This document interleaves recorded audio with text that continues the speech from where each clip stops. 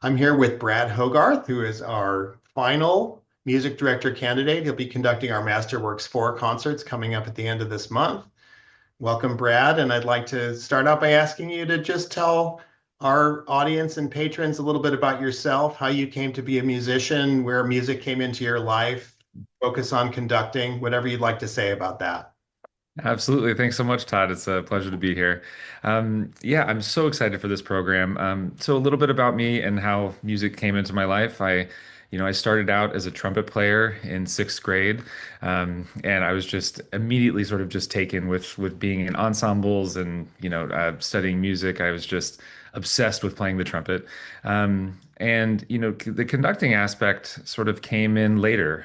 I always loved teaching from a young age. Even when I was in high school, I started teaching and I was always kind of curious about scores. I was like even arranging in high school for different ensembles, including like my high school like ska band or whatever, show was going on. I was always interested in scores. I was always trying to play other people's parts in ensembles too. So in band and orchestra, I was always kind of like curious about other people's parts. So the curiosity around like the full picture came in pretty early.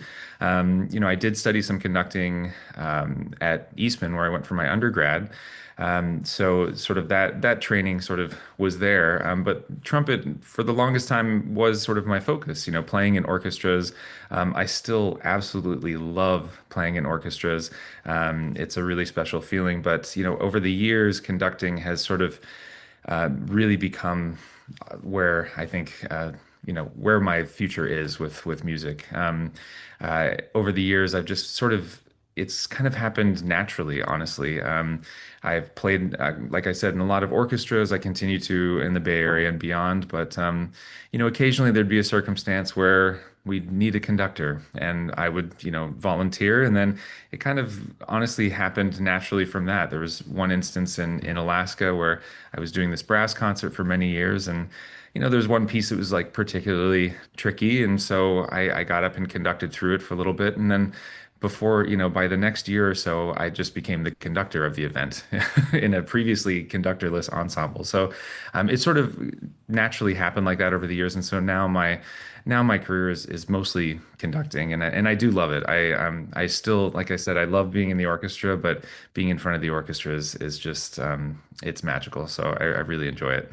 Yeah. I know you're conducting a lot of high-level professional ensembles, and that's become a real focus, teaching as well in that teaching, conducting, and conducting in an educational context. Can you say at what point your identity, where you said, I'm a conductor now? Oh gosh. It's so funny. Even to this day, I'm still hesitant to say I'm just a conductor.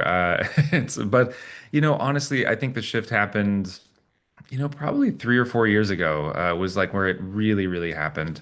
I've been conducting professionally for 10, 12 years. So it's always been a part, and it was always kind of 50-50. But, about 3 or 4 years ago, things started to really, really go in that direction. Especially like getting to conduct the Dallas Symphony for different events and working with the National Brass Ensemble, the Monterey Symphony when I was named, sort of the associate director there, and the concerts that I've been able to sort of curate there. That's I think where and especially when other people start saying, introducing me as a conductor before a trumpet player, I think that's that's when it kind of happened.